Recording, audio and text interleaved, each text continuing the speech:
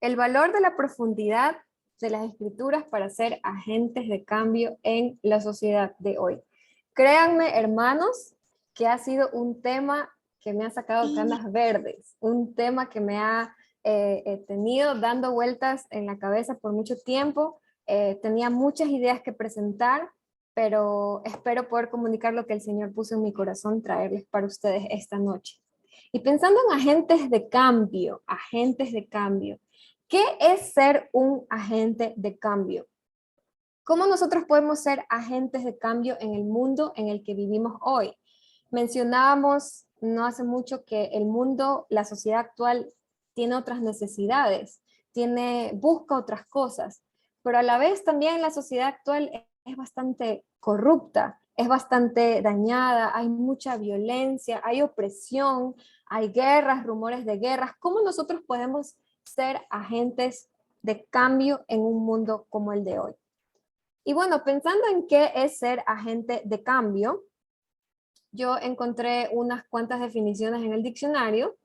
Se habla de ser una persona capaz de desarrollar acciones para transformar, ser un líder para el futuro, buscando entender e impactar en su entorno, ser alguien que lucha contra corriente e impacta socialmente a través de su coherencia e integridad. En otras palabras, la persona que es un agente de cambios es alguien que de cierta forma refleja algo positivo ante los demás, ¿cierto? Una persona que inspira algo bueno, una persona que inspira que cambiemos, una persona que inspira a que el futuro sea un lugar mejor, no solo para mí, sino para el lugar en donde todos vivimos. ¿Ya? Y eso es lo que quiero compartir el día de hoy, que sí se puede hacer un agente de cambio en un mundo corrupto, injusto y violento. Es difícil, sí, pero no es imposible. Y dentro de lo que es la Biblia tenemos muchos ejemplos de los grandes profetas que fueron agentes de cambio en el mundo en crisis en el que ellos vivieron. Y permítanme, hermanos, orar para empezar. Padre nuestro que estás en los cielos, Señor, te damos gracias por la oportunidad que nos das de estar aquí para aprender de tu palabra, Señor. Sé tú con nosotros de principio a fin en esta noche, Señor, y que tu palabra sea llegando a los corazones de cada uno de nosotros y que pueda compartir lo que tú has puesto en mi corazón y lo que me has hablado a través de esto, Señor. Gracias, en tu nombre oramos. Amén. Bien. En la Biblia se incluyen diversas palabras y expresiones que definen a la actividad profética.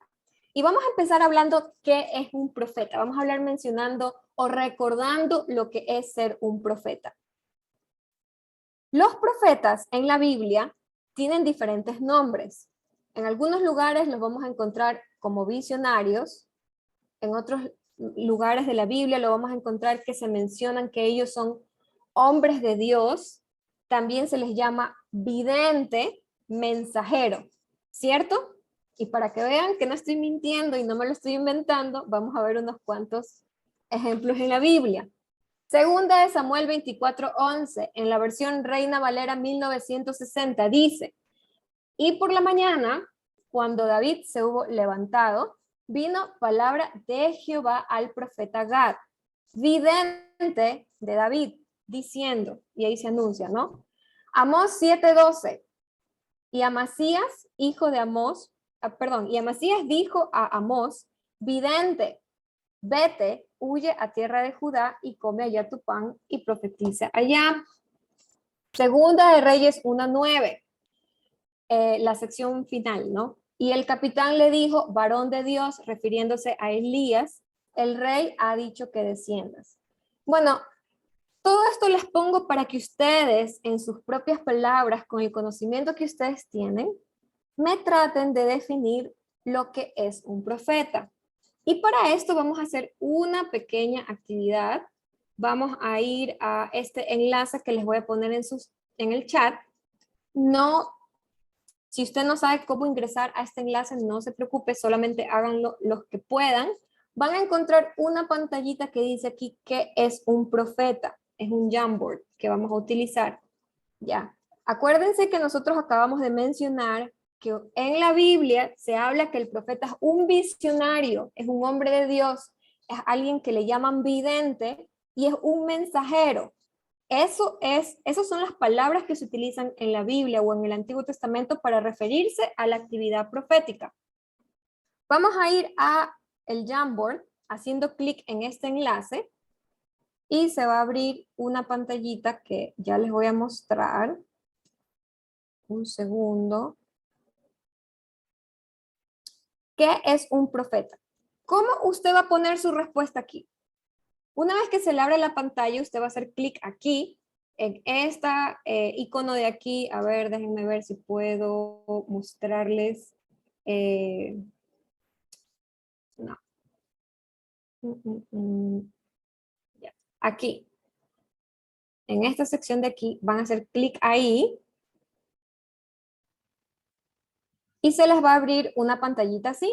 Y usted va a poner su respuesta. Una vez que pone su respuesta, pone guardar. Y la respuesta me va a aparecer aquí, en la pantallita. Quiero ver que ustedes me respondan qué es un profeta.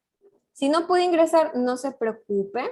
Aquí también nos están escribiendo aquí en el chat que es una persona que Dios usa para dar un mensaje al pueblo. Muy bien. Si no puede ingresar al Jamboard, lo puede hacer así por el chat. Es una persona que Dios usa para dar un mensaje al pueblo. ¿Qué más?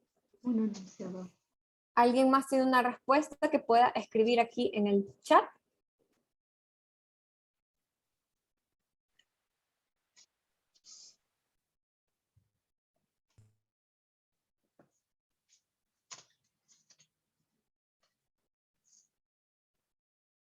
Elegido por Dios. Ya tenemos a alguien que nos dice que es alguien que es elegido por Dios. Han escrito aquí que es un profeta, es un hombre de Dios, sí, un hombre de Dios, uno de los nombres que se les da también dentro del Antiguo Testamento. Es un hombre encargado de entregar.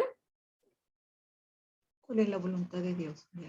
De entregar cuál es la voluntad de Dios, ¿ya? Tenemos que otros dicen que es un mensajero, una persona que debía hablar al pueblo de Dios, ¿ya? También tenemos que es un mensajero de la palabra de Dios, ¿ok? Coordinamos con que es un mensajero. Dice la hermana Carmen y el hermano Alfredo, visionario que por revelación tiene don de profecía. Dice Darío, alguien que escuchaba la voz de Dios y él se lo comunicaba al pueblo o a la persona a quien iba dirigido el mensaje. Muy bien. La hermana Carmen dice, un hombre puesto o designado por Dios para una labor o una tarea determinada. Excelente, hermanos. Vamos a ver qué es que era un profeta. Pueden seguir escribiendo si desean. Yo voy a continuar enseñándoles el PowerPoint. Un profeta es todas esas cosas que ustedes dijeron, ¿ya? Un profeta viene del sustantivo naví en hebreo, que puede significar dos cosas. Puede significar alguien que es llamado, que es lo más probable que se utilizaba de esa manera, o alguien que invoca a los dioses. Por eso se dice que profetizar es hablar por o en nombre de, en este caso hablar en nombre de Dios. Llevar un mensaje a nombre de Dios, ¿ya? Eso es lo que es un profeta y eso es lo que significa el término naví, que es un sustantivo que es el hebreo que se utiliza para profeta. Ahora, según los expertos en la Biblia, los profetas son mensajeros del mensaje divino, como ya hemos visto, pero una definición que a mí me impacta bastante es la de Samuel Pagán. Eran un grupo aguerrido y valiente de educadores, no solamente eran personas que llevaban un mensaje, sino eran personas que educaban al pueblo, y visionarios que traducían las revelaciones de Dios en mensajes entendibles, esos mensajes que ellos recibían, ellos los transmitían al pueblo de una forma en que ellos los puedan entender, en un lenguaje que el pueblo lo iba a asociar con lo que es la vida de cada uno de ellos, ¿no? Y palabras que eran desafiantes, tanto al pueblo como a sus líderes. Ellos no eran solamente mensajeros, hermanos. Ellos eran agentes de cambio. Y sus enseñanzas básicas eran la continua exhortación al pueblo a ser fieles a la ley, a ser fieles a Dios. Y también anunciar un nuevo orden de algo que iba a ocurrir con el fin de implantar paz y justicia. Acuérdense que cada uno de estos profetas están en un mundo caótico, desastroso, corrupto, injusto. ¿Ya? Y ellos tienen que luchar contra todas estas cosas y ante toda esta situación difícil, ellos enseñan dos cosas básicas. Al pueblo, que tiene que ser fiel a Dios y que algo va a ocurrir que va a implantar paz y orden otra vez en el lugar en que ellos se encuentran. Ahora, algo que tenemos que tomar en cuenta es que ellos no se veían como los fundadores de una religión. Ellos no buscaban poder político propio, ni buscaban que voten por ellos, ni buscaban que la gente los quiera. Ellos no buscaban la aprobación pública. Nosotros usualmente como seres humanos estamos buscando que la gente diga que lo que hicimos estuvo bien, que lo que hicimos, que nuestra presentación estuvo excelente. Eso no es lo que buscaban los profetas. Los profetas eran escogidos. Ellos eran separados y llamados por Dios para llevar a cabo una encomienda específica. Era una tarea que Dios le daba al profeta, el profeta la cumplía, presentaba ese mensaje en un momento singular de la historia en que era relevante que ese mensaje se dé. Era importante que ese mensaje llegue a las personas. ¿Ya? Ahora, ¿qué no es un profeta? Y todo esto tenemos que considerar para entrar a los profetas que vamos a estudiar el día de hoy. ¿Qué no es un profeta? Un profeta no era un adivino profesional, ¿ya? No eran futurólogos entrenados, sencillamente eran personas del pueblo, personas normales, personas como usted y yo, que ellos entendían que debían transmitir con responsabilidad, con seguridad y con firmeza el mensaje de Dios en un momento histórico concreto, definido y específico. ¿Ya? Ellos eran personas que estaban comprometidas a que a pesar de todo ellos iban a cumplir con la labor que Dios les había encomendado. Y bueno, con eso en mente, hermanos, con esa idea de lo que es un profeta en el mundo del Antiguo Testamento, vamos a estudiar a tres profetas como agentes de cambios. Unos tal vez como agente de cambio positivo y otros tal vez como un cambio que no tuvo impacto o lo que todos quieren escuchar, ¿no? Tenemos el ejemplo del profeta Isaías, el profeta Jeremías, y como ejemplo de un falso profeta o el que dice todo lo que queremos oír, el profeta Ananías. ¿Ya? Vamos a hablar primero acerca de Isaías. Y para conocer a Isaías o poder entender Isaías, que a veces uno dice, ay no, qué largo es el libro, yo no puedo leer ese libro que es tan largo, y nos olvidamos del contexto en el que él vivió. Isaías era un líder político y religioso que fue un agente de cambio para el pueblo.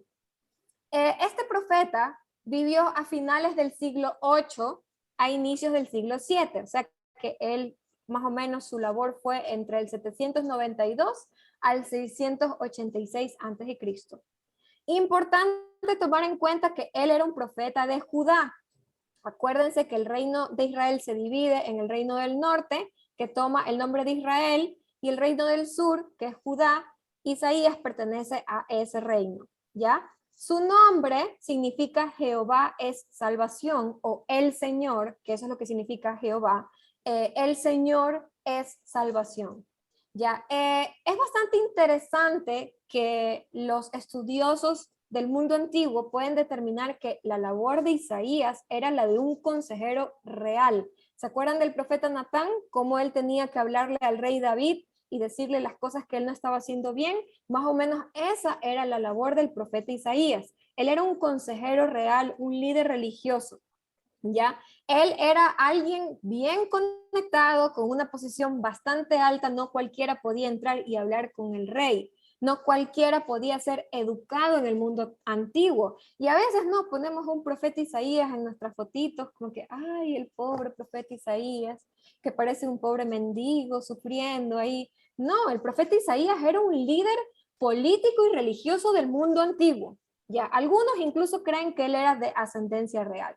Pero bueno, esa parte no es algo que se puede comprobar y tampoco no es de nuestra incumbencia, ¿no? Vamos ahora a ver un poquito acerca del contexto en el que este profeta se forma, ¿no? El mensaje del profeta Isaías tiene como referencia el periodo de conflictos políticos que existían en el mundo antiguo con el imperio asirio. El imperio asirio era uno de los más malvados de los malvados, atroces, terribles, unos sanguinarios también les llaman, ¿no? Gente que mataba a diestra y siniestra, lugar que tocaban, lugar que destruían. Si ustedes investigan acerca del imperio asirio, es terrible. Este imperio llegó a ser, como ustedes ven, el verde clarito acá, así de grande llegó a ser. Pero en el tiempo de Isaías nosotros vemos una transición entre que el imperio asirio está tomando forma, o sea que tenemos el verde oscuro, bueno, aquí ya llegó a Damasco, entonces diríamos que está como que llegando recién, ¿no? Esta es la capital de Siria, por cierto. Samaria, capital de Israel, reino del norte, y Jerusalén, la capital de Judea. Importante mencionar las capitales porque cuando se habla de derrocar a alguien o derrotar a alguien, una vez que toman la capital, ya son dueños de esa nación, ¿no? Entonces, en ese contexto de desafíos militares, es que aparece el profeta Isaías. Tenemos la amenaza de la invasión a Siria, y lo que ocurre aquí es que los sirios y el reino del norte, Israel, quieren detener a este imperio, no quieren que los destruyan, no quieren que los conquisten.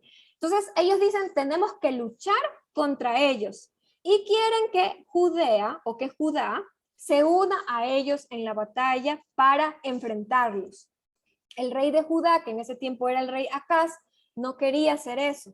¿Ya? Y entonces Judá, Israel y Siria hacen un complot, se unen en alianza para derrocar al rey Acaz en Judá, ya, y poner un rey que ellos querían, un rey que les apoye. Así funcionan las políticas, ¿no? Buscamos conveniencias propias ahí, por ahí amarramos las cosas para que nos favorezcan a nosotros. Esto es lo que estaba pasando en el tiempo del profeta Isaías. Ahora, ¿qué pasa con Judá? Judá, en vez ok, si no se quería meter en alianzas con Siria ni con Israel, él hace lo peor de lo peor, se une al enemigo mayor. Este rey Acaz hace alianza con el que en aquel entonces era rey del imperio asirio, que era Tiglat-Pileser III, ¿ya? Y hacen una alianza. Ellos hacen un convenio de protección. Acuérdense que en el mundo antiguo esa alianza significaba que un soberano de mucho poder me iba a proteger contra mis enemigos. Entonces, en cierta forma, Judá se sostuvo, ¿no? Porque ellos momentáneamente, el imperio asirio cumplió su parte ya del trato y los ayudó, y obviamente el reino del norte y Siria caen eventualmente, ¿ya? Pero, ¿cuál fue el problema aquí? Y esto es lo que el profeta Isaías luchaba y peleaba, es que la salvación del pueblo no depende de alianzas ni de unión con hombres, sino que esa salvación dependía directamente de Dios. Y eso es lo que el profeta luchaba, y eso es lo que el profeta les decía al pueblo, que aparte de que Dios era el que los iba a liberar, ellos estaban rompiendo la ley. Acuérdense que ellos no estaban supuestos a hacer alianzas con ningún otro soberano que no sea su Dios. Ellos ya tenían a un Dios que había prometido protegerlos, que había prometido ser su soberano y darles la protección que ellos necesitaban. Pero ellos no, ven a este imperio asirio que se acerca y ellos buscan hacer las cosas por ellos mismos. Entonces, el profeta Isaías, un profeta que tenía una posición política tan fuerte y tan grande, él se resiste a lo que todos dicen que es conveniente. Y él dice las cosas como son. Entonces, por eso vamos a ver lo que él hace como agente de cambio. Vamos a leer lo que dice el libro de Isaías. Vamos a leer el capítulo 7, versículos del 1 al 9. Yo he puesto aquí en la pantallita, si se les parece muy chiquito, pueden buscar sus Biblias. Esta es Reina Valera contemporánea, pero puede usted leer cualquier versión. Dice así: en los días en que Acaz, y por cierto, aquí es el mismo Acaz, solamente que por traducción, cuestiones de transliteración, de pronunciación de los nombres del hebreo al español, se cambian ciertas letritas, hijo de Jotán, hijo de Usías, reinaba en Judá. Sucedió que el rey Resín de Siria y Pekaj, hijo de Remalías, que era el rey de Israel, se dirigieron a Jerusalén para atacarla. Aquí está esta alianza, ¿no?, entre Siria e Israel para atacar a Judá. Pero no la pudieron tomar. La noticia de que Siria se había aliado con Efraín, o sea, con Israel, llegó a casa de David, o sea, al reino del sur, Judá. Y esto hizo que se estremeciera el corazón del rey y su pueblo, como cuando el viento hace que se estremezcan los árboles del bosque. Pausa un momento. Cuando nosotros nos enfrentamos ante una situación así, ¿no?, que uno ve, ay, me voy a quedar sin trabajo. Ay, ¿qué va a pasar mañana? Es que hubo un desastre natural cerca de mi casa. Ah, no, que están en guerra por allá. No, que la violencia. No, que me van a robar. Uno se estremece, ¿cierto? Uno entra en desesperación. Y escuchen lo que le dice el profeta Isaías. Entonces el Señor le dijo a Isaías: ve ahora con tu hijo Sear-Yesuf, que significa un remanente volverá, a donde termina el acueducto del estanque superior en dirección al campo del lavador. Allí te encontrarás con Acaz y le dirás: ten mucho cuidado y mucha calma. Imagínense, el rey Acaz está muy estresado, está estremecido, y la palabra del profeta Isaías: ten mucho cuidado y mucha calma. No tengas miedo, ni se sobresalte tu corazón por causa de Resín y de Siria y del hijo de Remalías.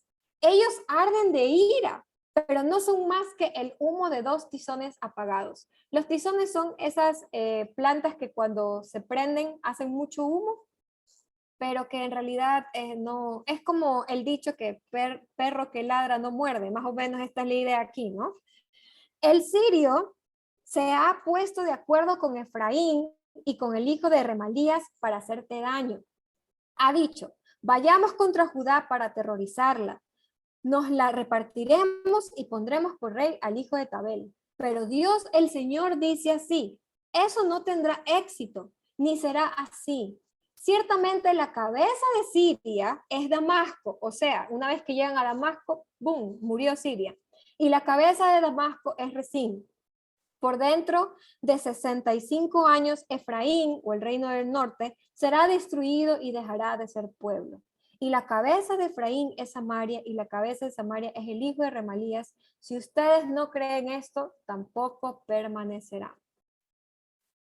¿Qué hace este rey? El rey Acaz no le cree al profeta Isaías, y como ya dije anteriormente, él hace su alianza chueca ahí con el rey del imperio asirio, y busca de cierta manera satisfacer su ansiedad, su sentido de peligro. Busca hacer algo que aparentemente es inteligente hacer, ¿no? Una alianza con el más grande que me va a proteger. Ahora, Isaías lo que hizo fue prevenir con claridad el alto costo político y económico que esta alianza iba a causar. No solamente los iban a proteger, sino que también iba a haber una serie de pagos de impuestos que el pueblo iba a tener que pagar. También después hubo descuidos de las viudas, el pueblo se juntó con esta gente impía y empezaron a adorar dioses paganos, que es lo que siempre les gustaba hacer, seguir la corriente de todo el mundo, hacer lo que les daba la gana, y ante todo esto el profeta Isaías se mantuvo como este pececito, nadando contra la corriente. Y es que, hermanos, en este siglo, en donde el ser humano busca mucho poder, nunca nadie quiere decir lo que la gente no quiere oír. Nos encanta ser alabados, nos encanta que nos digan que lo que estamos diciendo es bueno, nos encanta mantener nuestra posición. Pero Isaías, teniendo una buena posición social y política, no buscaba su bienestar, él buscaba el bienestar de su pueblo. Y eso es algo, hermanos, que a mí me llega hasta el fondo de mi corazón, porque tenemos muchos líderes en la iglesia actualmente, y es una pena decirlo, que no están buscando que la iglesia reciba lo mejor, sino que están buscando ellos ubicarse mejor. Hermanos, eso es algo que no debemos hacer. Es el modelo que la Biblia nos dice, eso no hagan. Lo que la Biblia nos dice es el mensaje que Isaías está trayendo al rey Acaz. Pon a Dios ante todo, antes que cualquier alianza humana. Es Dios quien te va a salvar y no las alianzas humanas que puedas tú hacer con cualquier ser humano. No es tu compromiso o las conexiones que tú tengas en tu trabajo las que te van a permitir seguir ahí. Es Dios quien pone y es Dios quien saca. Y es Dios quien puede hacer lo imposible posible. Y les recuerda, ¿no? Lo hizo antes, ¿por qué no lo haría ahora? Bueno, sabemos más adelante que esas alianzas que el rey Acaz hizo con el imperio asirio tuvieron efectos negativos en el pueblo. Y su hijo más adelante, Ezequías, quiere librarse un poco del dominio asirio, pero no puede hacerlo, ¿ya? Y luego más adelante, ¿no? Llega Sennacherib y es el que intenta destruir Jerusalén, y una plaga mortal ataca a este ejército y no puede, ¿ya? Y el pueblo de Israel ahí se da cuenta y dice, wow, el Señor nos está dando otra oportunidad. Las palabras del profeta Isaías eran ciertas. Lo que él nos venía advirtiendo era algo que era real, ¿ya? Ahora, ¿qué pasa cuando nuestra labor no es visible ante los ojos del ser humano? ¿Qué pasa cuando nuestra labor es casi que imposible y uno siente que está nadando contra corriente y que es la única persona que hace lo correcto? ¿A quién les recuerda, no? El profeta Jeremías, un profeta solitario que se mantuvo fiel a Dios a pesar de la dificultad. Un profeta que vio, observó lo que la historia tenía que enseñar. Él dijo, no, pues estas alianzas con los enemigos, con el pueblo pagano, no resultaron bien. ¿Por qué resultarían ahora? Entonces, el profeta Jeremías sigue esa línea, ¿no? De que no hay que creer en un hombre que nos va a salvar, sino creerle a Dios. Y vamos a ver un poquito acerca del contexto de Jeremías. Yo sé que a algunos no les gusta la historia, pero bueno, es importante entender esta parte del contexto en que vivía este profeta, ¿no? El profeta Jeremías se cree que él provenía de una familia de sacerdotes en una ciudad que estaba cercana a Jerusalén. Ya, él prácticamente comienza su tarea profética, según nos narra el libro, desde un muchachito, siendo bastante joven, ¿cierto? Ya, los expertos piensan que su labor profética empieza más o menos en el 626. Él es un profeta que vendría a empezar su labor profética casi un siglo después de Isaías, ¿ya? Y a él también le tocó trabajar en un mundo que estaba en conflicto. Teníamos el imperio asirio, que mencionamos en el mapa anterior, el que estaba en verde grandote, que tenía un poder que era terrible, ¿no? Pero luego se levanta un nuevo imperio, el imperio babilonio, y este poco a poco iba derrocando al asirio. Por cierto, en los mapitas no van a encontrar todas esas etapas, lo pueden ver en videos para que les vayan mostrando mejor cómo va ocurriendo esa invasión, pero usualmente los mapitas ya muestran ya toda la invasión, ¿no? Entonces vamos pensando que están invadiendo recién por esta zona, ¿no? Ya están como que entrando en el dominio y quieren tomar Jerusalén, ¿no? Entonces, acuérdense que Damasco y Samaria ya habían sido tomadas por los asirios. Después los babilonios también se apoderan de esta zona, pero no habían llegado todavía a Jerusalén. Este es el contexto en el que Jeremías se forma. ¿Por qué es importante conocer este contexto? Porque hay una inestabilidad política terrible. Le diríamos en el mundo actual, nos encontramos con los gobernadores de turno, ya, esos gobernadores que están un año, 2 años, y luego, chao. Aquí nosotros podemos ver que la labor del profeta Jeremías era con muchos reyes. Entonces ustedes van a ver que en la Biblia les mencionan varios reyes que trabajaron con el profeta Jeremías. Ahora, una cosa importante pasa mientras Babilonia va tomando poder. Acuérdense que en el siglo 7, cuando Judá todavía es reino, el rey Josías hace la reforma, ¿cierto? Se cree que encuentra la ley, el libro de la ley, el libro de Deuteronomio, y podríamos decir que muchas cosas positivas para Judá ocurrieron, ¿ya? Pero resulta que ninguno de los reyes que siguieron a este rey sigue estas normas y hace lo que le da la gana y obviamente no siguen a Dios. Entonces, los reyes que siguieron fueron pésimos, fueron terribles, idólatras, no les importaba el Señor. Entonces, finalmente, en el año 587 es que el reino de Judá cae definitivamente bajo la mano de Nabucodonosor cuando conquista Jerusalén. Y no solamente conquista Jerusalén, sino que destruye el templo. ¿Y por qué es importante saber esto? Porque Jeremías tuvo una labor de transición, ¿ya? En el tiempo que hubo templo, o sea que existía todavía templo cuando él inicia su labor profética, y un tiempo en que su labor profética es sin el templo. Entonces vamos a ver un poco de las críticas que él hace o parte del mensaje que él da al pueblo, ¿ya? Ah, cierto, otra cosa que me olvidé decir es que dos grupos políticos se levantan en el tiempo del profeta Jeremías.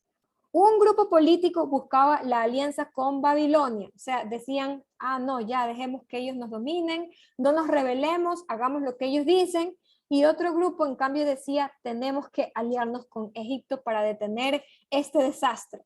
Entonces, ante ese tiempo de conflicto político, hay inestabilidad, hay escasez, también hay abundancia, porque algunos lograron prosperar en este tiempo, ya, pero en este tiempo es que Dios llama al profeta Jeremías. Ahora, vamos a leer lo que dice Jeremías 7, vamos a leer desde el versículo 1 hasta el 27, que dice así: la palabra del Señor vino a Jeremías y le dijo, ponte a la entrada de la casa del Señor, o sea, el templo, y proclama allí esta palabra. Di esto, ustedes, los de Judá, que entran por esas puertas para adorar al Señor, escuchen su palabra. Y ojo, está yendo al pueblo que adora en el templo, no está yendo a hablar contra los paganos, estamos hablando de gente que va todo el tiempo a la iglesia, constantemente con su Biblia en la mano, los domingos, contexto actual, digamos, ¿no? Allá no hay Biblias, no hay esa idea de iglesia como nosotros la tenemos, ¿no? Pero como para que lo asimilen un poquito al tiempo de ahora. Así ha dicho el Señor de los ejércitos, el Dios de Israel. Mejoren sus caminos y sus obras, y yo los haré habitar en este lugar. No se fíen de palabras mentirosas que dicen templo del Señor, templo del Señor. Este es el templo del Señor. Al contrario, si ustedes mejoran su conducta y sus acciones, y si imparten verdadera justicia entre ustedes y sus semejantes, y si no oprimen al extranjero, ni al huérfano, ni a la viuda, ni derraman sangre inocente en este lugar, ni se van tras dioses ajenos para su propio mal, yo los haré habitar en este lugar, en la tierra que les di a sus padres para siempre. En otras palabras, ellos iban a hacer los sacrificios en el templo, pero por otro lado su vida era un desastre. Hacían todo lo que a Dios no le agradaba, todo lo que la ley del Señor decía no hagan. Ya, entonces esto es lo que el profeta Jeremías empieza a decir, ¿no? Empieza a mencionar, que se den cuenta de esto. Versículos del 8 al 11. Lo que veo es que ustedes confían en palabras mentirosas que para nada les sirven. Hurtan, matan, adulteran, curan falsamente, le queman incienso a Baal, o sea, vienen, adoran a Dios y luego adoran a dioses paganos como que sin nada y siguen a dioses extraños que nunca antes conocieron. ¿Acaso van a venir a pararse delante de mí a esta casa donde se invoca mi nombre para decir que están en libertad de seguir haciendo todas estas cosas repugnantes? ¿Acaso esta casa donde se invoca mi nombre es para ustedes una cueva de ladrones? Tomen en cuenta que yo también veo esto. O sea, les está diciendo, el Señor también lo está viendo. El Señor no es alguien a quien podemos engañar. Él sabe lo que ustedes están haciendo con su actuar. Versículo 23. Esto fue lo que les ordené. Escuchen mi voz y yo seré su Dios y ustedes serán mi pueblo. Vayan siempre por el camino que yo les mandé seguir para que les vaya bien. Lenguaje de pacto otra vez. Ellos ya tenían a alguien que sería su Dios. Ellos ya tenían un soberano. No había por qué haber hecho una alianza con otra persona. Ya Dios les había prometido que él iba a ser su Dios. El pueblo había prometido que no iban a seguir a otro soberano. Había un tratado, un acuerdo que no se podía romper. Pero ellos no me hicieron caso ni me prestaron atención, sino que por terquedad de su malvado corazón siguieron sus propios consejos y en vez de avanzar, retrocedieron. Esto ha sido así desde que sus padres salieron de la tierra de Egipto hasta hoy, es decir, no han cambiado. Continúan siendo los mismos desobedientes. Yo desde muy temprano y sin falta les envié a todos mis siervos los profetas, pero ellos no me hicieron caso ni me prestaron atención, sino que se encapricharon y fueron peores que sus padres. Tú les dirás todas estas palabras, pero no te oirán. Los llamarás, pero no te responderán. Esta, hermanos, era la tarea de Jeremías. Una tarea imposible. Una tarea que muchos dirían a simple vista una tarea de fracaso. Una tarea destinada al fracaso. Entonces uno dice, pero ¿por qué tiene que cumplir esto que es imposible? ¿Qué es lo que pasa aquí? Bueno, en resumen, las cosas que Jeremías como que señala que el pueblo está haciendo mal son la mentira, la violencia, la injusticia, la terquedad, pero por sobre todo la infidelidad al contrato según el lenguaje de Deuteronomio, según lo que se nos narra que hizo el rey Josías con su reforma. Nada de esto es importante para ellos. Esto, pum, se entró por una oreja, salió por la otra, lo botaron al tachito de basura. Y todo lo que Dios hizo por ellos, todo lo que su soberano hizo por ellos sacándolos de Egipto, quedó en el olvido. ¿Ya? A simple vista, ¿no? Es un ministerio que está destinado al fracaso. Ahora, cuando uno mucho tiene que hablar lo que a la gente no le gusta, ya como que la gente deja de rechazar al mensaje y rechaza al mensajero.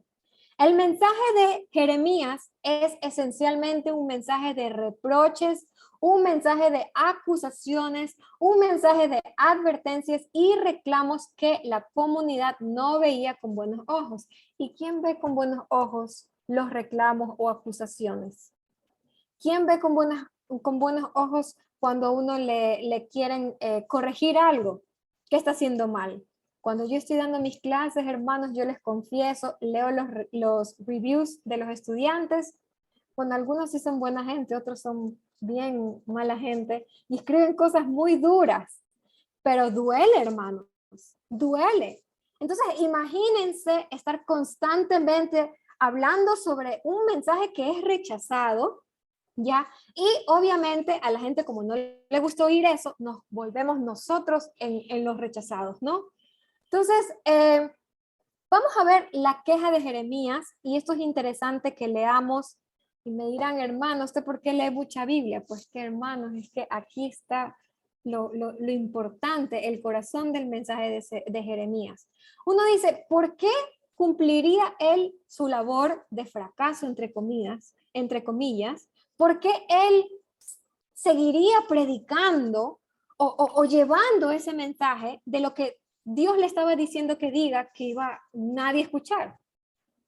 Vamos a ver lo que él dice en Jeremías 20 del 7 al 9, que dice así: Señor, tú me engañaste y yo me dejé engañar. Eres más fuerte y me venciste. A todas horas soy motivo de risa. Claro, ¿no? Él le echa la culpa al Señor de su desgracia. ¿Y cuántos no hemos hecho eso, hermanos? O sea, estamos nos vemos que estamos contra la corriente y decimos, Señor, yo soy el único que hace lo correcto. Señor, yo soy la única persona que intenta hacer algo diferente, pero todo el mundo se burla de mí. Todo el mundo habla de mí. A todas horas soy motivo de risa. Todos se burlan de mí. Siempre que hablo es para anunciar violencia y destrucción. O sea, todo lo que yo digo es algo feo. ¿Por qué no me das algo bonito que decir, Señor? Es lo que está diciendo el profeta Jeremías. Continuamente me insultan y me hacen burla porque anuncio tu palabra. Si digo, no pensaré más en el Señor, no volveré a hablar de su nombre. ¿Y a cuántos no nos ha pasado que uno dice, ya no voy a hacer nada, ya mejor me quedo callada, ya no lucho, ya mejor que todo el mundo se mate ahí y ya nos quedamos con los brazos cruzados? Pero aquí está la respuesta, hermanos. Entonces tu palabra en mi interior se convierte en un fuego que devora, que me cala hasta los huesos. Trato de contenerla, pero no puedo. Y hermanos, yo me pongo bastante sensible y es porque a veces a mí me encanta quejarme. Es algo que me encanta hacer. Siempre me quejo de todo. Pero hay algo en el interior del corazón, hermanos, que Dios pone y que uno sabe que esa es la labor que usted tiene que hacer. Y eso, hermanos, el amor al Señor y el saber que eso es lo que Él quiere que usted haga, es lo que le va a levantar y le va a animar a seguir adelante. Y no solo eso, hermanos, el llamado del profeta Jeremías en los primeros capítulos, el Señor le dice, no digas que solo eres un muchachito, ¿cierto? Él les dice, yo voy a estar contigo, yo te voy a proteger. Y luego, en este capítulo 20, se lo reafirma. Varias veces el Señor se lo reafirma en el capítulo 15, en otros capítulos el Señor le reafirma que es Él el que lo va a proteger.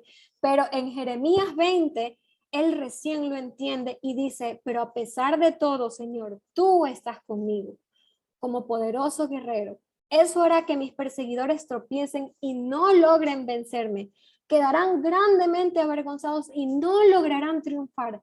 Tan grande será su confusión que jamás será olvidada. Señor de los ejércitos, que pones a prueba a los justos, que examinas el corazón y los pensamientos, permíteme ver cómo te vengas de ellos, pues en tus manos he puesto mi causa. Ese Jeremías, que primero dijo que era un muchachito, ese Jeremías que tenía una labor casi imposible, ese Jeremías aprendió a confiar en el Dios que lo iba a salvar. Y bueno, algo que siempre me anima cuando me siento como que ya no doy, como que ya no puedo más, es que en Jeremías 12:5 el Señor le dice, si corriste con los de a pie y te cansaron, ¿cómo contenderás con los de a caballo? Y es que a veces, hermanos, nos enfocamos tanto en ay, pobrecito de mí, ay, qué pena yo. Y nos enfrascamos en eso y no nos damos cuenta que todo eso es para que en el futuro lo que tengamos que enfrentar lo podamos hacer victoriosos. Y es por eso que la labor del profeta Jeremías no fue una labor de fracaso, fue una labor victoriosa, porque él se mantuvo fiel hasta el final, a pesar de la soledad.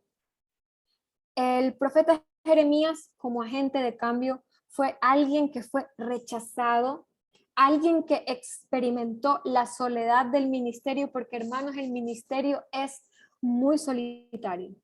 Hay muchos ojos mirando y hay muchos dedos apuntando a criticar y a hundir. Y eso es algo que es muy difícil de sobrellevar. Y como lo dice el profeta Jeremías, estoy cansado de las burlas, estoy cansado de ser tema de conversación de la gente. Pero Dios le dice, yo estoy contigo y yo te voy a proteger. Y eso es lo que el profeta entendió.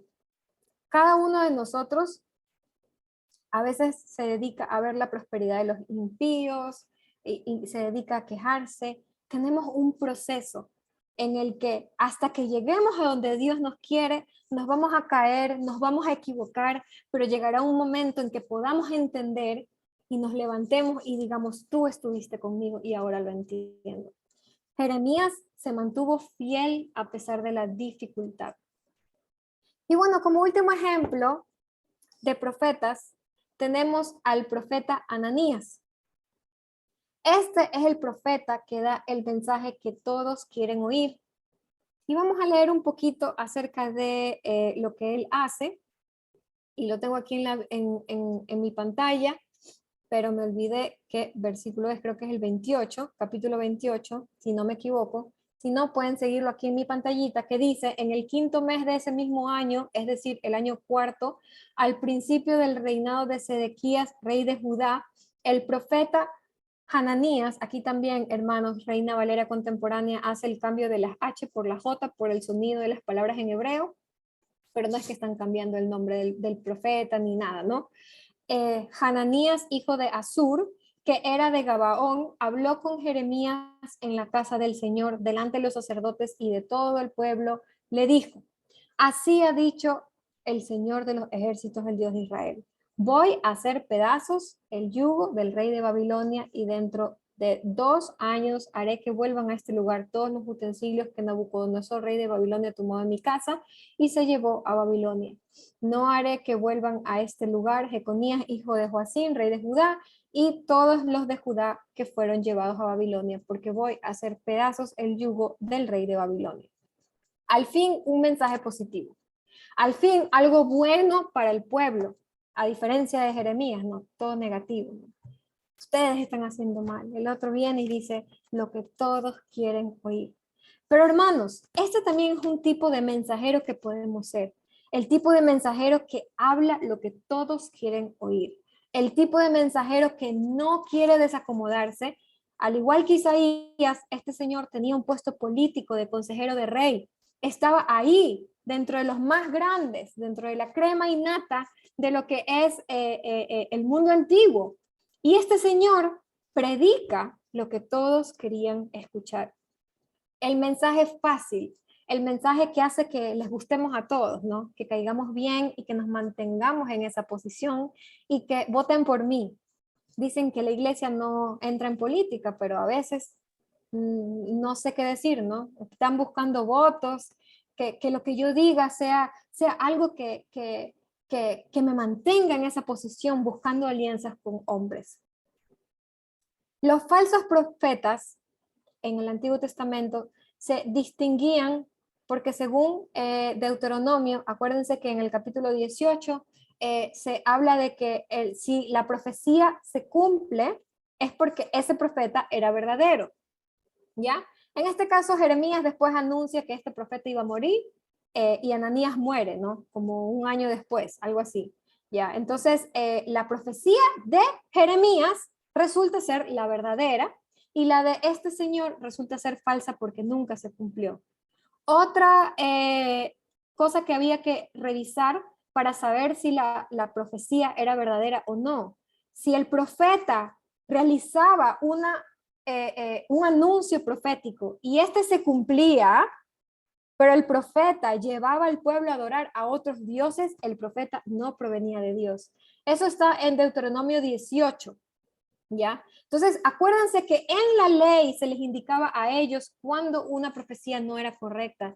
Y en este caso, el falso profeta Ananías estaba anunciando la paz sin conocer la voluntad de Dios. ¿Ya? Él no comprendía las necesidades del pueblo. Él solamente estaba buscando caer bien. Él solamente estaba buscando su bienestar. Y el resultado de este tipo de mensaje, hermanos, siempre va a ser desorientación, desesperanza, intranquilidad. Intranquilidad para el que no hace lo que debe hacer Desorientación, porque todo se va a pique. Tenemos una cabeza que está llevando al cuerpo a hacer cosas que uno dice, pero esto no tiene ni pies ni cabeza. ¿Qué es lo que está pasando aquí? Ese es el tipo de mensaje que un falso profeta lleva, o que un falso mensajero de Dios lleva. Y siempre va a llevar a desorientación, desesperanza e intranquilidad. Y bueno, hermanos, yo les he hablado, van a decir, ay, no, es que la hermana Karen vino a dar aquí una clase de historia del mundo antiguo. No, hermanos, yo lo único que quería era que recordemos el conflicto en el que estos profetas vivieron. Ellos vivieron en un mundo demasiado, yo diría, estresante, de conflicto terrible. Yo creo que el mundo en que nosotros vivimos no está en tan conflicto como el que los profetas vivieron. Pero en cierta manera, ¿qué tipo de agente de cambio quiero ser yo? ¿Quiero ser acaso como un profeta Isaías? ¿Quiero ser como un profeta Jeremías? ¿O quiero ser como un profeta Ananías? Pero más allá de lo que cada uno de estos profetas hizo, hermanos, yo quiero ser Karen Vera Lecaro al servicio del Señor. Porque cada uno de nosotros somos diferentes y cada uno de nosotros tiene un llamado al que debe cumplir. Queremos ser el líder que busca su bienestar propio, el que dice lo que todos quieren oír, o el que hace lo que a Dios le agrada y va contra la corriente. El que lucha a pesar de las dificultades sabiendo que es Dios el que lo protege. Y hermanos, aquí yo les recomiendo leer este librito, no sé si lo pueden ver en mi pantalla. Se llama ¿Qué le pasó a la educación teológica en América Latina? Lo escribió el hermano Ángel Palomino, que es el rector de Fatela. Es bastante interesante, es un libro que les abrirá la mente a la situación actual que necesita Latinoamérica en cuanto al ministerio y a la educación teológica. Y hay un quote o una cita de un autor que se llama Henry Nouwen. Yo nunca lo he leído, pero el pastor Palomino lo cita ahí en su libro. Y dice así, lo voy a leer tal cual él lo puso ahí: la cualidad más grande del liderazgo cristiano del futuro no es el de poder y control, sino el liderazgo de impotencia y humildad, en el cual el siervo sufriente de Dios Jesucristo se hace manifiesto. La senda del siervo de Cristo no es hacia arriba, sino hacia abajo, hacia la ruta que conduce a la cruz. Es el servicio al Señor en el ministerio, en cualquier área en que usted se encuentre, no solamente en la iglesia, en su trabajo, en su casa, en su barrio, en su vecindad, con sus amigos. ¿Qué es lo que usted está buscando? Usted está buscando ser el de la posición más alta, está buscando ser alguien que lo reconozcan, o está buscando ser alguien que agrada a Dios y que quiere simplemente predicar su mensaje. Para esto, hermanos, y nos hace falta mucho, creo yo, debemos de educarnos y prepararnos. Hace falta que nos preparemos y por eso también para mí fue un grato honor que me inviten a esta charla, porque estamos aquí para aprender de la palabra del Señor y me da gusto que estén aquí eh, eh, pudiendo estar viendo la novela o no sé, haciendo qué cosa para aprender la palabra del Señor. Y más que todo, hermanos, que podamos estar listos para nosotros poder ser verdaderos agentes de cambio en este mundo hasta que el Señor venga. Amén.